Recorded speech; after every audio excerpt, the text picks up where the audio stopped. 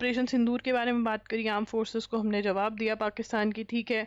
तो उन्होंने कहा the world and the enemies of the country have seen what happens when sindoor turns into barood, that is gunpowder, he said amid a loud applause from the audience, ठीक है। अब इसमें से note हमने कुछ नहीं करना।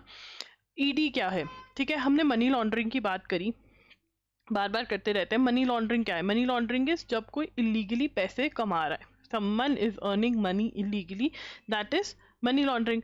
अब इनमें इन्वेस्टिगेट कौन करती है? इन्वेस्टिगेशन एजेंसी कौन है? इन्फोर्समेंट डायरेक्टोरेट है, जिसको शॉर्ट में प्यार से क्या कह देते हैं? ईडी भी कह देते हैं, ठीक है ना। जो ईडी जो है उसने तमिलनाडु की जो कॉरपोरेशन है, ठीक है ना, कॉरपोरेशन जो है तमिलनाडु स्टेट मार्केटिंग कॉरपोरेशन के अगेंस्ट रेड करी है।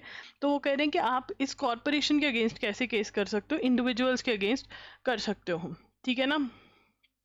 ED made out a criminal offense against the corporation। क्या क्या? Made the criminal offence against corporation. किसके अगेंस्ट? कॉरपोरेशन के अगेंस्ट। किसने? इन्फोर्समेंट डायरेक्टोरेट ने। तो यहां पर इन्फोर्समेंट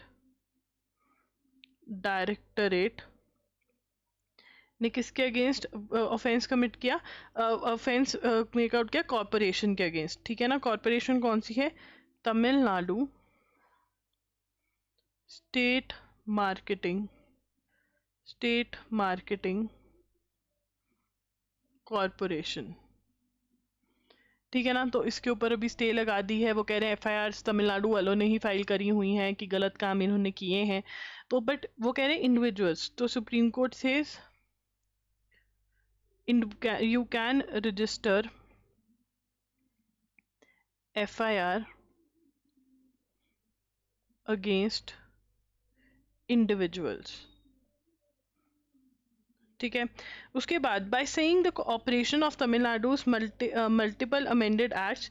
अब यहाँ पर मद्रास हाई कोर्ट ने, अब क्या हुआ था देखो, सुप्रीम कोर्ट ने कहा कि भैया जो गवर्नर एसेंट नहीं दे रहा है, ठीक है ना, वो सारे बिल्स को हम अप्रूव्ड मानते हैं क्योंकि गवर्नर ने प्रेसिडेंट को भेज दिए, इतनी देर बैठा रहा उसके ऊपर, ये अप्रूव्ड है, ठीक है ना। तो वो जो एसेंट के बिना ही वो लॉ बन गए बिल्स। देखिए it is very very important that you are regular. अब आप लोग कहोगे मैम आपने भी तो 2 दिन की छुट्टी मारी, आपने 18 मई का भी नहीं किया। देखिए I was not well and बहुत बार स्क्रीन टाइम से इरिटेशन भी हो जाती है, मुझे भी हो जाती है। मैं बिना छुट्टी के लगातार काम करती रहती हूँ, राइट। बट अगर आप पिछले दिनों का नहीं देख के बैठे हैं तो आपको गवर्नर वाला कॉन्सेप्ट नहीं समझ में आएगा। तो कमेंट कर देना, कोई ना कोई बच्चा बता देगा गवर्नर वाला कॉन्सेप्ट कब समझाया मैंने, ठीक है ना।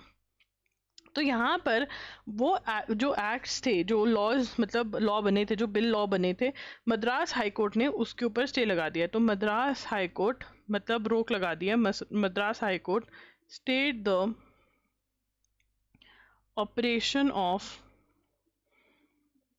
तमिलनाडु's मल्टीपल अमेंडेड एक्ट्स। और इसके अंदर क्या था? एक जो empower the government, empowers the government to appoint vice chancellor। क्या इसके अंदर मद्रास हाईकोर्ट ने ऑपरेशन स्टे कर दिया Tamil Nadu news multiple amended acts का, ठीक है ना। अब क्या है, मद्रास हाईकोर्ट ने जो मतलब इसमें समझ लो तुम, चलो मैं तुम्हें दोबारा से समझा देती हूँ। तो क्या होता है bill? What is a bill? Propose law. कि लॉ जो है वो कुछ ऐसा सा होना चाहिए। बिल क्या है? Propose law. अब उस पर डिस्कशन होती है, ठीक है, वोटिंग होती है, ये सब चीज़ें होती हैं। एंड जब ये सब चीज़ें हो जाती हैं तो एसेंट ऑफ गवर्नर मिलता है, मतलब अप्रूवल ऑफ गवर्नर मिलता है, तब जाकर ये लॉ बनता है, ठीक है। इतनी जर्नी होती है। अब एसेंट में गवर्नर अगर एसेंट दे ही ना, बैठे रहे उसके ऊपर, अब सुप्रीम कोर्ट ने चैलेंज कर दिया भैया ये तो बैठा है, हम ये सारा कर ही जा रहे हैं, ये लॉ पास ही नहीं कर रहा है, हम क्या करें फिर? सुप्रीम कोर्ट कहता है तुम्हारे लॉज पास, और ड्यूरेशन सेट कर दी कि भैया 3 महीने में एक्शन लेना ज़रूरी है। ये कर दिया। अब उसमें से एक बिल था जिसके अंदर स्टेट गवर्नमेंट को पावर मिलती थी vice chancellor of universities appoint करने की, vice chancellor of state university appoint करने की, ठीक है। अभी तक ये पावर किसके पास थी? गवर्नर ऑफ स्टेट के पास। अब इसके ऊपर स्टे लग गया है। Madras high court effectively halted the momentum followed last month by supreme court, ठीक है। सुप्रीम कोर्ट ने जो ऑर्डर दिया उसके ऊपर मतलब ये जो मल्टीपल एक्ट्स हैं उनके ऊपर स्टे लगा दिया है कि भैया ये सही नहीं है, ठीक है। अब देखते हैं क्या होता है।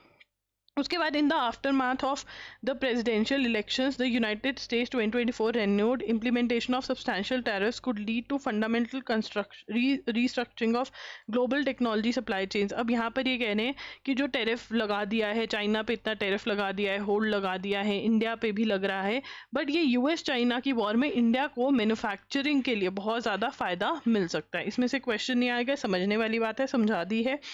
Operation Sindoor has powerfully demonstrated India's intent to use kinetic measures। अब यार ये वाला जो जो आर्टिकल है ना, ये एनएलसैट और एआईटी वाले बच्चों के लिए बहुत ज़्यादा बेनिफिशियल है, तो मैं मोटा मोटा आपको इसमें समझा देती हूँ, डिटेल में आप खुद पढ़ लेना।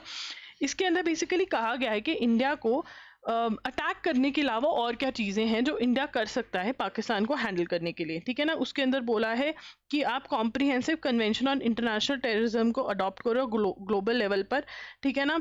एंड उसका India and Pakistan are parties to numerous convention, जैसे सार्क रीजनल कन्वेंशन है ऑन सप्रेशन ऑफ टेररिज्म, ठीक है ना, उसके ऊपर बात करी है। ये वाला पॉइंट जो है, ये वाला इतना पूरा ये जो बॉक्स बना रही हूँ, ये जो है क्लैट वाले बच्चे ज़रूर नोट करें कि आप इसके थ्रू जो है वर्ल्ड का प्रेशर बना सकते हो, उनकी बेइज्जती करवा सकते हो, ये सब चीज़ों के बारे में बात किया है, ठीक है ना। अगेन इसमें से क्वेश्चन नहीं आएगा, बट एनएलसैट के एसए के लिए आप लिख सकते हो अगर, कि ये पूछ सकते कि ऑपरेशन सिंदूर जो था वो एक अच्छा, मतलब एक सही करेक्ट एक्ट था या नहीं था। Ukrainian and Russian officials met up in Istanbul Turkey last week, their first direct meeting, जिसके अंदर कुछ ज़्यादा हुआ नहीं। 1000 प्रिजनर्स ऑफ वॉर एक्सचेंज किए हैं। रशिया और यूक्रेन के बीच में वॉर चल रही है और वो तुर्की में मिले, बट वहाँ पर सीज फायर की कुछ ज़्यादा बात नहीं हुई है अभी तक। कांचा गाची बोली, तो कांचा गाची बोली क्या है, इसका पहले हम लिख लेते हैं, नोट्स बना लेते हैं, साथ साथ फिर मैं आपको समझाती दूँ। तो कांचा गाची बोली जो है वो एक फॉरेस्ट है हैदराबाद में। कहाँ पर है? फॉरेस्ट इन हैदराबाद, क्योंकि सिटी में है तो उसको हम अर्बन फॉरेस्ट कह सकते हैं, क्योंकि अर्बन का मतलब होता है सिटी, तो सिटी के अंदर फॉरेस्ट उसको कहा जा रहा है अर्बन फॉरेस्ट, ठीक है ना। अब तेलंगाना गवर्नमेंट जो है उसने डिसाइड किया कि भैया ये हमारा लैंड है, ठीक है ना, जो पड़ा हुआ था इतने सालों से और वहाँ पे फॉरेस्ट बन गया, ठीक है ना। डिसाइडेड टू गिव, लिखेंगे decided to give away 400 acres of its land for industrial development।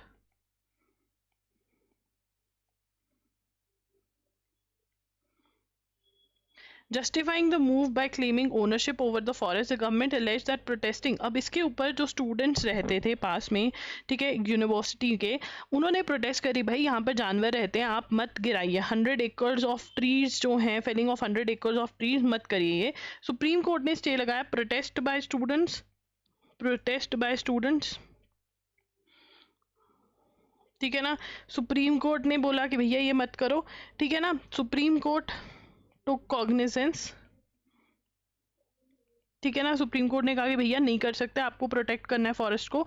तो यहाँ पर क्वेश्चन क्या आ सकते हैं, कांचा गाची बोली कौन सी स्टेट में, कौन सी जगह पर है, क्या हुआ वहाँ पे। तेलंगाना गवर्नमेंट ने कहा कि चलो इंडस्ट्रियल डेवलपमेंट करते हैं, बट यहाँ पर फॉरेस्ट बन चुका है ऑलरेडी, तो वो कह रहे हैं अर्बन फॉरेस्ट को आपको प्रोटेक्ट करना पड़ेगा। प्राइम मिनिस्टर नरेंद्र मोदी ने एक स्कीम चालू करी, ठीक है, क्या नाम है इसका स्कीम का? नगर वन योजना। कौन सी स्कीम है? नगर वन योजना, ठीक है ना। अर्बन फॉरेस्ट स्कीम जिसको इंग्लिश में हम बोल सकते हैं, that is urban forest scheme, ठीक है ना। कब आई है? लॉन्च्ड इन 2020, ठीक है। Ministry of environment,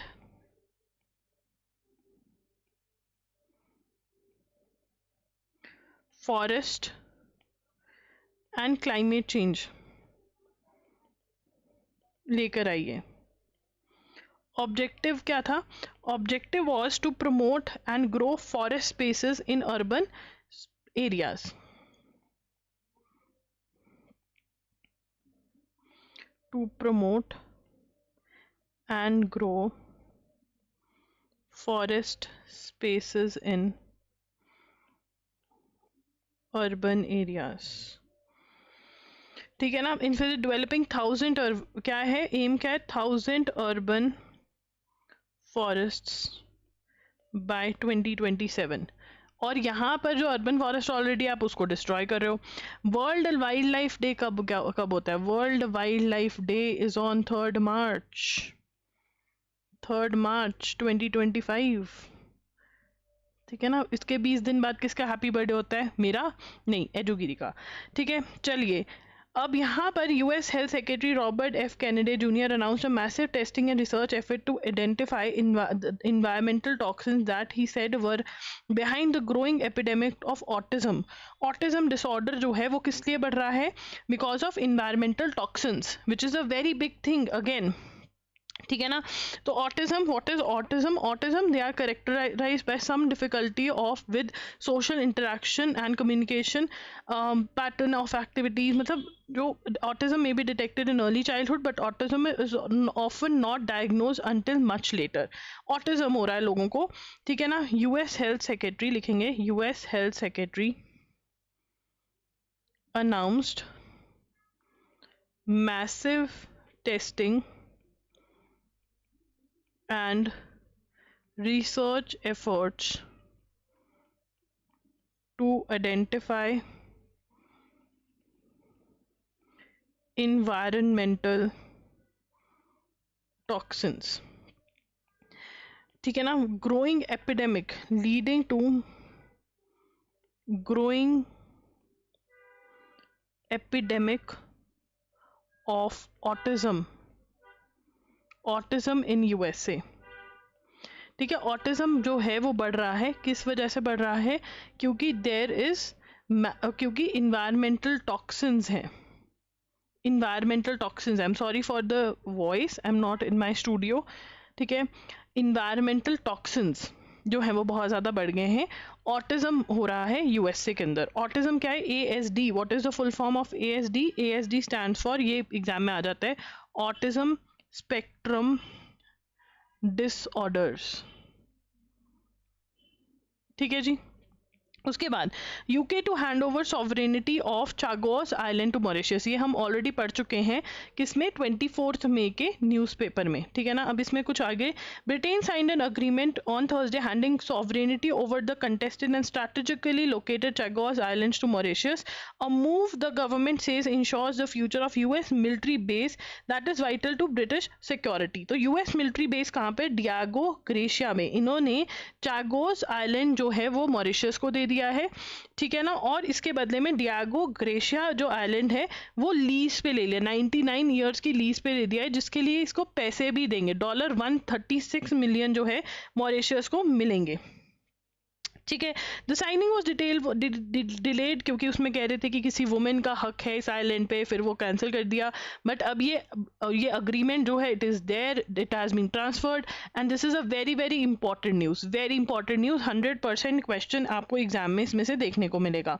report on adolescent health records, तो अडोलोसेंट जो टीनेज हैं, ठीक है, वर्ल्ड ओवर उनकी हेल्थ जो है बहुत ही बेकार चल रही है, वेलबींग, न्यूट्रिशन, ये सब कुछ सही नहीं चल रहा है, ऐसा बोला जा रहा है, ठीक है। उसके बाद क्वेश्चन नहीं आता इसमें से, आ गया तो मैंने आपको बता दिया, इतने में से आप क्वेश्चन अटेम्प्ट कराएंगे। Fresh round of survey on substance use will have a larger sample size. अब सब्सटेंस यूज क्या है? जो ड्रग्स ले रहे हैं, अल्कोहल, और कौन सा ड्रग होता है? अफीम होती है, ठीक है, और भांग होती है, ठीक है, और कौन से होते हैं, मतलब ये, ठीक है ना। ये जो ड्रग्स होते हैं कौन कौन कर रहा है इसका? यूनियन गवर्नमेंट जो है वो क्या कर रही है? नेशनल वाइड सर्वे करवाएगी, ठीक है। Union government planning a fresh round of nation wide survey of substance use, ठीक है ना। इससे पहले ऐसा ही एक सर्वे हुआ था, जो हुआ था national survey on extend and pattern of substance use in India 2017-2018, ठीक है ना, फर्स्ट काइंड ऑफ स्टडी थी, फर्स्ट काइंड ऑफ स्टडी जो कंट्री में हुई। ठीक है ना, ये कौन सी मिनिस्ट्री है जो इसके ऊपर काम करी है? Union ministry of social justice and empowerment. ठीक है ना, they said that the fresh round of survey is likely to, मतलब इसके अंदर जो वे ऑफ ये लोग सर्वे करेंगे वो क्या होगा? रिस्पोंडेंट ड्रिवन सर्वे। मतलब एक बंदे को पकड़ेंगे, उससे पूछेंगे भैया तू कौन सा सब्सटेंस लेता है, वो बता देगा अच्छा मैं ये लेता हूँ, अच्छा तू किसी और को जानता है जो लेता है, तो ये सर्वे ऐसे करेंगे और सैंपल साइज ज़्यादा रखेंगे। ठीक है ना, कोकेन, ओपियोइड्स, सेडेटिव्स, इनहेलेंट्स, ठीक है, एम्फीटेमाइन, ठीक है, ये सारे जो है ड्रग्स इनका देखेंगे। ठीक है, इससे पता चलेगा कि इंडिया के यंगस्टर्स और इंडिया के लोग कितने ड्रग्स में घुसे हुए हैं। North Korea naval second naval destroyer was damage in a fail launch this week, sparking fury from Kim Jong Un. ठीक है, wants bigger warships to deal. तो बिगर वॉरशिप जो थी उसके अंदर सेकेंड नेवल डिस्ट्रॉयर जो है वो डैमेज हो गया है। ये क्वेश्चन नहीं आएगा, छोड़ दो इसको। PM inaugurates 103 Bharat railway stations, 103 Bharat Amrit Bharat railway stations, ये लिखेंगे PM inaugurates। तो इन रेलवे स्टेशंस को मॉडर्नाइज किया जा रहा है, हेरिटेज के साथ जोड़ा जा रहा है। आप जयपुर जाओगे आपको वहाँ पर राजस्थान का हेरिटेज दिखेगा उस रेलवे स्टेशन पे, गोवा जाओगे गोवा का दिखेगा।